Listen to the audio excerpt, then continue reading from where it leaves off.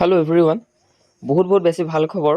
Panchayat and rural ডেভেলপমেণ্টৰ ফালৰ পৰা পোনপ্ৰথমবাৰৰ বাবে মাননীয় মন্ত্ৰী শ্ৰীযুত অতুল বৰাদেৱে ভৱনত বিভাগটোৰ জ্যেষ্ঠ বিষয়াসকলৰ সৈতে প্ৰথমখন পৰ্যালোচনা বৈঠকত অংশগ্ৰহণ কৰে।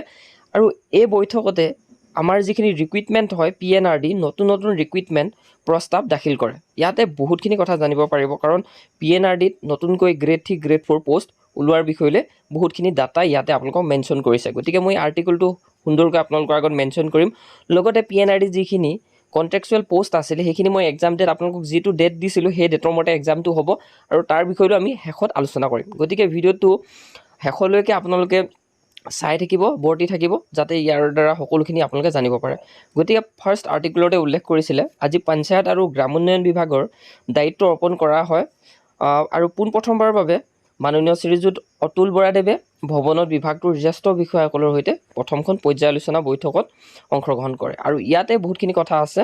সমগ্ৰ ৰাজ্যজুৰি ৰূপায়ণ হৈ থকা বিভাগটোৰ বিভিন্ন আঁচনি আৰু প্ৰধান কাৰ্যসূচীসমূহৰ বিষয়ে বিভাগীয় মন্ত্ৰীগৰাকীক পঞ্চায়ত আৰু গ্ৰামোন্নয়ন বিভাগৰ আয়ুক্ত শ্ৰীমতী কীৰ্তি জল্লি ডাঙৰীয়ানীয়ে অৱগত কৰে।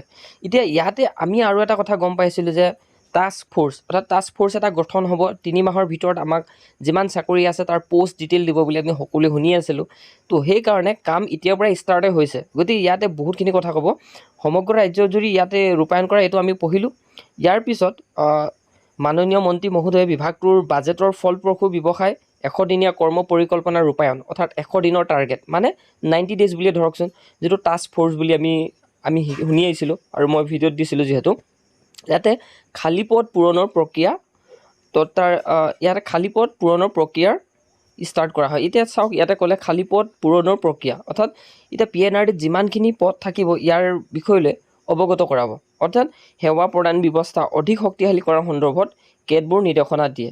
আৰু এই 100 দিনীয়া কৰ্ম পৰিকল্পনাৰ অধীনত VB অৰ্থাৎ VBG ৰামজী, অৰ্থাৎ এই যিটো আপোনালোকৰ বা যিটো পঞ্চায়তীয় সংস্কাৰ হয়, এই সংস্কাৰটোৰ বিষয়লৈ আমি যিহেতু কাৰেণ্ট এফেয়াৰত পঢ়ি আছিলোঁ, যিসকলে শুনিছিলে, অৰ্থাৎ গতিকে আপোনালোকে যিসকলে PNRD দিব এইটো পঢ়াটো বহুত বেছি ইম্পৰ্টেণ্ট হয়। এইটো পঞ্চায়তী ৰাজ সংস্কাৰ, আৰু ইয়াৰ বিষয়লৈ সকলোখিনি উল্লেখ কৰিছে। তাৰ মাজতে জবৰ বিষয়লৈ যিহেতু মেনশ্যন কৰিছে, গতিকে ইয়াৰ পৰা এটা কথা জানিব পাৰি যে PNRDত যিখিনি পোষ্ট আছে এই পোষ্টখিনি খুব সোনকালে আগবঢ়াই নিব। আৰু লগতে তদুপৰি প্ৰধানমন্ত্ৰী আৱাস যোজনা গ্ৰামীণ, অৰ্থাৎ ইয়াতে কৈছে যে আঁচনিৰ অধীনত 2 লাখ গৃহৰ নিৰ্মাণ কাৰ্য সম্পূৰ্ণ কৰা হ'ব। আৰু এই 2 লাখ গৃহৰ লগতে 2 লাখ চাকৰিৰ কথাও যিহেতু উল্লেখ কৰিছিলে, এই 2 লাখ চাকৰি ইয়াৰ লগতে কিন্তু সংক্ষিপ্ত কৰা হ'ব। গতিকে আপোনালোকে গম পালে যে PNRD পোষ্ট কেইদিনমানৰ পিছতে, অৰ্থাৎ 90 দিন 100 দিনৰ এটা পৰিকল্পনা লৈছে। এই পৰিকল্পনাৰ ফলপ্ৰসূত এই এটা পোষ্ট ডিটেইল মেনশ্যন কৰিব। এই পোষ্ট ডিটেইলটোৰ পৰা আমি জানিব পাৰিম যে কিমান চাকৰি ক'ত মুকলি হৈছে। বিশেষকৈ PNRD ফালৰ পৰা এইটো ৰিপ্লাই দিলে যে জবৰ নতুন পোষ্টৰ কাৰণে আপোনালোকৰ ৰেডি হ'বৰ কাৰণে এইটো এটা সুযোগ দাখিল কৰিলে বুলি ধৰিব পাৰে। এতিয়া যিসকলে ধৰি লোৱা PNRDৰ যিখিনি কণ্ট্ৰেকচুৱেল পোষ্টত এপ্লাই কৰিছিলে, যিমানখিনি পোষ্ট ওলাইছিলে, বহুতখিনি বেছি পোষ্ট ওলাইছিলে, গতিকে আপোনালোকে জানেই। আৰু তাতে এই পোষ্টখিনি মই ভাবোঁ, কাৰণ এইখিনি পোষ্ট পাৰ্মানেণ্টো কৰিব পাৰে, অৰ্থাৎ যিখিনি খালী হৈ আছিলে সেইখিনি আপোনালোকে এপ্লাই কৰিলে। আৰু বিশেষকৈ তেনেকুৱা ধৰণৰ পোষ্টবিলাক পাৰ্মানেণ্ট হোৱাটোৱে বহুত বেছি জৰুৰী। তাত যিহেতু জুনিয়ৰ এছিষ্টেণ্ট, লগতে GPC এনেকুৱা ধৰণৰ পোষ্টবিলাক আছে, সেইখিনি পোষ্ট পাৰ্মানেণ্ট হয়তো কৰিব পাৰে, বা আপোনালোকে যিসকলে এপ্লাই কৰিলে সেইটো তাতে ৰিপ্লেচ হৈ যাব পাৰে। আৰু যিমান পোষ্ট আছে আৰু নতুনকৈ ৰিক্ৰুইটমেণ্ট হ'ব।